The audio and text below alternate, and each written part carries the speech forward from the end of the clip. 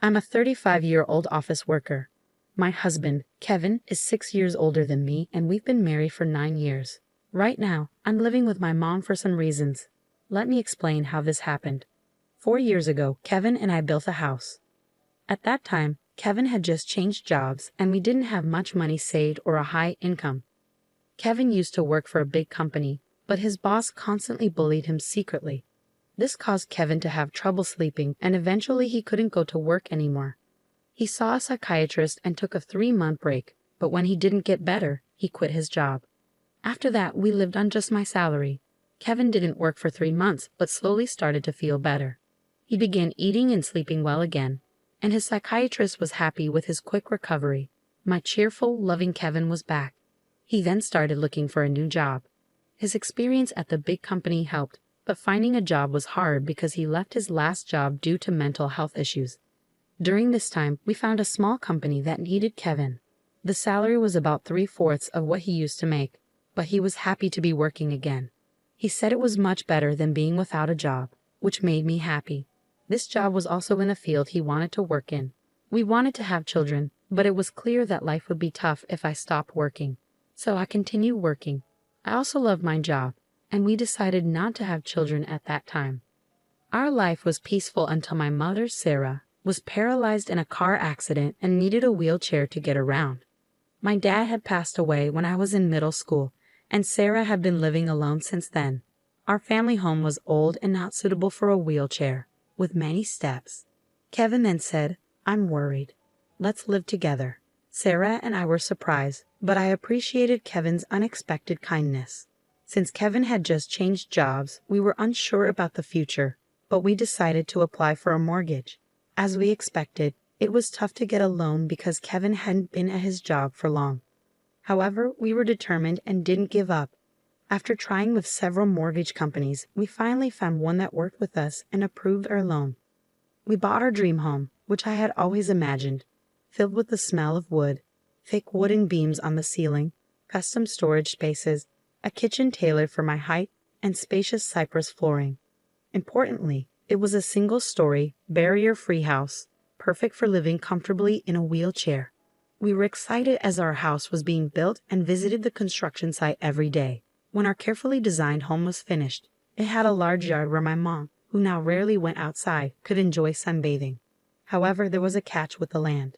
It was given to us by Kevin's grandfather, who adored Kevin. Kevin's family wasn't wealthy, but when his grandfather was diagnosed with cancer, he started to distribute his assets, giving us the largest plot of land. It felt like winning the lottery, but the land was just a 10-minute walk from Kevin's family home. When we told them my mother would be moving in with us, Kevin's sister laughed and said, "Why is your mother moving in too? How shameless is your family?" Kevin's mother told me that marrying someone different like me would bring trouble. She also harshly said it was terrible for her son to have to care for an old person and called me a curse. Even then, Kevin stood up for my mother and me. He said the land was a gift from his grandfather, and no one should complain. Kevin's mother and sister are really mean. It's amazing that Kevin, who is so kind, comes from that family. He's like a beautiful flower that grew out of mud. Kevin always says his family shows him how not to be. Kevin thinks his grandfather gave us the land because he wanted us to take care of his mother in her old age. He also gave other properties away. Kevin's sister got a parking lot that's a 10-minute walk from their home. It's smaller than our land but makes good money from parking fees. Honestly, I would have preferred that, but a gift is still a gift, and we are thankful. Thanks to my grandfather-in-law, we could build our house without paying for the land and used it to help get a loan. When the house was finished, we invited Kevin's mother and his sister's family over. The builders told us they had visited the house several times without asking us. They showed up late without apologizing and said, "This is kind of like Grandpa's house, so it's like our house too." Kevin's sister came in with muddy shoes and said the house smelled nice and didn't need air fresheners. She and her husband walked around with muddy shoes, ignoring the slippers we offered. When I suggested they use slippers, she laughed and said it was too much trouble and that we could just clean the floor. The visit was uncomfortable from the start, and they didn't bring anything with them. When they saw my mother's room, which is spacious and sunny, Kevin's mother said she would like that room. My mother's room is like a duplex with its own kitchen, almost a second living space. "I want to live here," said my mother-in-law. She then told my mother, "You were lucky to have that accident, weren't you? Thanks to being paralyzed, you moved from that old shack to this nice house. Isn't that a lucky turn of events?" My mother said nothing but looked very sad. I was really angry inside, but before I could say anything, Kevin spoke up. "What did you just say? There are things you should and shouldn't say. It makes me question your humanity. I can't even believe you're part of my family. You're the worst. Apologize now," Kevin demanded firmly. Whether they were amused or not, my mother and sister-in-law glared at me. Then my sister-in-law angrily asked Kevin, "What's this all about?" "It's a total turnoff. It's not cool to invite people over and then be rude to them. Just because you built a house, you think you can act superior." The mother-in-law chimed in. "My son messed up by marrying you. You're a jinx." Kevin didn't stay silent. "Enough is enough. This mess started because of your rude comments. You said the accident was a good thing and called my wife a jinx. I will not forgive that." The mother and sister-in-law looked frustrated by Kevin's strong response. Then my mother, who had been watching everything, said with regret, "It's okay. I am here because of the accident, and it's true I moved from a rundown house to this beautiful one. Your son has always been kind to me. Thank you." Perhaps feeling guilty, the mother and sister-in-law left, giving me a nasty look. My mother then apologized to Kevin. "I'm sorry if I upset your mother and sister. I'm sorry for ruining the mood at our housewarming party." Kevin responded, "No, I should be the one apologizing. It's embarrassing how they lack decency. I'm really sorry, but I am happy to be living with you. Please understand that." With that, my mother started to tear up. Since we live near Kevin's parents' house, the neighbors all know us well. They've known Kevin since he was a child and are very kind to us. 4 months have passed since that day. We were finally settling into our new home, and my mother started to smile more when I received an unexpected call from home while I was at work. We rarely get calls from home, so it surprised me. My bad feeling was right. My mom, sounding very upset, called to tell me something awful. Kevin had collapsed at work. I was shocked and spoke to my boss right away, then rushed to the hospital. On the way, I tried to stay calm by imagining that Kevin would be okay when I got there, joking around like always. But when I arrived, it was a shock to see him with so many tubes attached to him. We had planned to go to a movie that weekend. The doctor told me Kevin was in critical condition and might not wake up. I felt like I was in a movie. I couldn't even cry. Despite my prayers, Kevin passed away at the hospital. My shock continued as my mother and sister-in-law arrived when they heard Kevin had died. My sister-in-law accused me harshly, asking if I had poisoned him or if I was after his life insurance. My mother-in-law also blamed me, saying bad things always happen around me and calling me a jinx. I was too sad to respond. Then my own mother arrived in a care driver's taxi, crying over Kevin's death, which finally made me cry too. We both sobbed loudly. My mother-in-law rudely told us to stop the fake crying. She said Kevin had changed because of me and that she didn't want to see us ever again. Then she left the hospital. A funeral director came to organize Kevin's funeral, and we went to the funeral home. Kevin had died from a brain hemorrhage, which was hard to believe since he was fine that morning. When I told my mother-in-law the funeral plans, she coldly said she wouldn't come because Kevin always sided with my mother and me. She said her daughter wouldn't come either. Many of Kevin's coworkers and friends came to the viewing, but neither my mother-in-law nor my sister-in-law and her husband were there. Many attended the funeral, and it was clear that Kevin was deeply loved. Many people cried for him. It was hard, but maybe this is just the kind of people his family were. I was happy to spend the whole day with those who truly missed my husband. After Kevin's death, I got an email from my mother-in-law, but it was inappropriate, so I didn't reply. She was asking about the life insurance money and kept emailing because I didn't respond. Eventually, she claimed she had a right to it. I chose to ignore it because I wasn't ready to deal with that. When we got home, I noticed a light on inside, which was odd. My mother, Sarah, was confused and thought we had turned off all the lights. I figured maybe I forgot because I was so upset. I told her it was understandable given the situation, and I unlocked the door. When we entered, we could hear the TV, which was very strange. Inside, we found my sister-in-law and her husband sitting there. I was so shocked I couldn't even speak. The living room was full of unfamiliar furniture and boxes. We had no idea what was happening.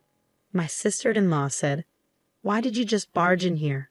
Well, it's your first time, so I'll let it slide. We're taking this house. We sold your stuff, so leave. My mother and I were completely shocked. I asked where our furniture and belongings had gone, and she casually said a resale company came and took everything, claiming we had good furniture and they got a good price for it. They bought new furniture with that money, saying, "Who wants furniture that a dead person used? It's bad luck." She added that she cared about such things and our stuff was packed in boxes.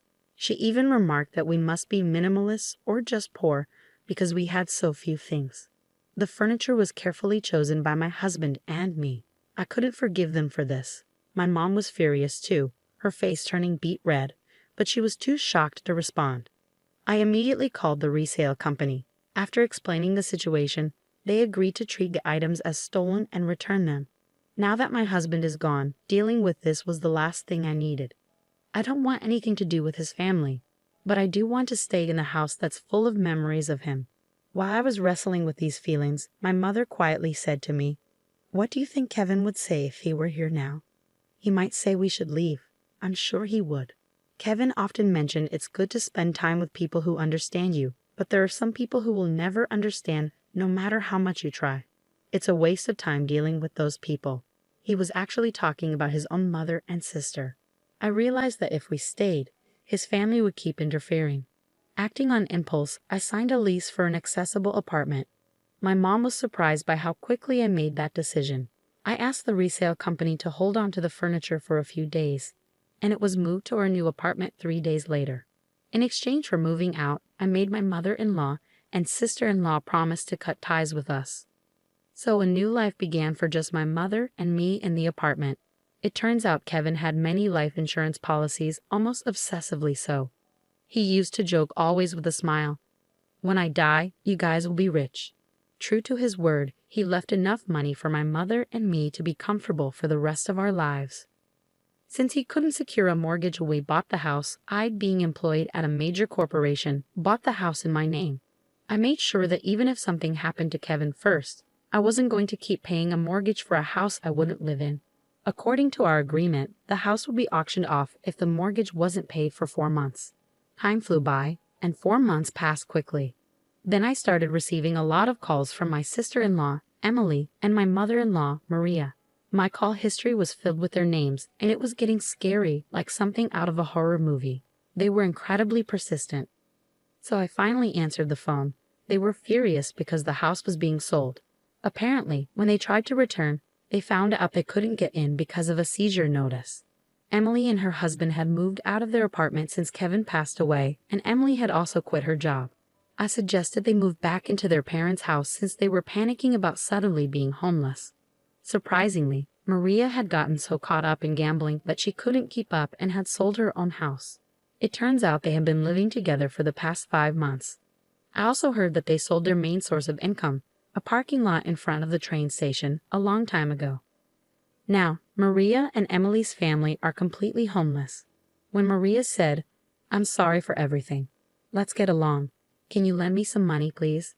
I replied, "I think it's best if you stay away since I'm a jinx. We're strangers now that we've severed ties."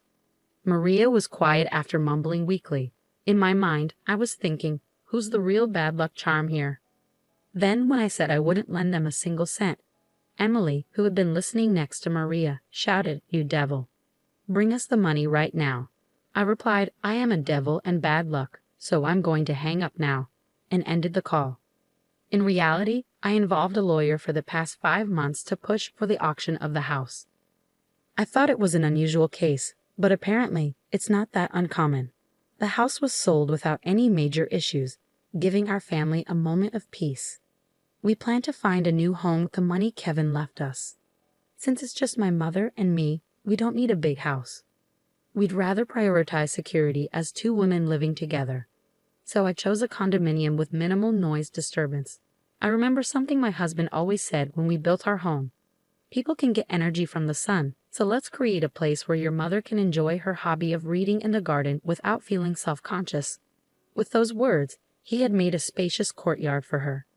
So I looked for a condo with a large balcony where she could enjoy her coffee and read. It's smaller than our previous home, but the room is spacious enough to house the furniture my husband probably chose. The piece of land that was gifted to us by Kevin's grandfather was expansive, and the house sold for more than expected. With that money, we're moving forward. I recently bought a luxurious condominium with exceptional security features, a choice I'm sure would have comforted my always cautious husband, Kevin. The peace of mind that comes from living in such a secure place is invaluable, especially after the tumultuous experiences with my in-laws. Life has taken a dramatic turn since Kevin passed away. Amidst my grief, I've been dealing with the fallout from his family's actions, which frankly has been draining. Following the auction of the house, Kevin's mother, Maria, and his sister found themselves without a place to live. Despite their desperate attempts, including trying to borrow money from neighbors, they couldn't secure any financial assistance and ended up in public housing. Living in public housing, they continued their old habits, causing disturbances that have started to concern the community. For instance, they recently had a barbecue on their small balcony, an act that left many locals in disbelief given the limited space and safety concerns. Such thoughtlessness seems typical of them and reflects the disregard they've always shown for others' comfort. Moreover, their financial difficulties appear to have led to frequent loud arguments that disrupt the nightly peace, an auditory testament to their ongoing strife. My sister-in-law's husband has since left, leaving just her and Maria to fend for themselves. Their situation is a stark contrast to the quiet, stable life I now lead with my mother. We're both two-person households, but while my home is a sanctuary, theirs is a source of constant conflict and unease. It's become so disruptive that neighbors are banding together, hoping to evict them to restore some semblance of peace. It's a harsh reminder that no matter where you go, being a nuisance can make you unwelcome. Reflecting on these events, I realize how the phrase, "what goes around comes around," rings true. My goal is to live quietly and peacefully, distanced from the embarrassing turmoil associated with my former family. I believe Kevin watches over us, perhaps with mixed feelings about the chaos his family continues to perpetuate in contrast to the tranquility he loved during his life. As I move forward, my focus is on living a life that causes no trouble to others.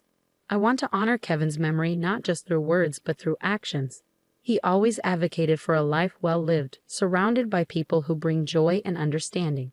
Despite the unfortunate family dynamics he left behind, I'm committed to building a life filled with positivity and peace. The decision to buy this condominium wasn't just about finding a new home. It was about creating a haven where my mother and I could feel safe and secure.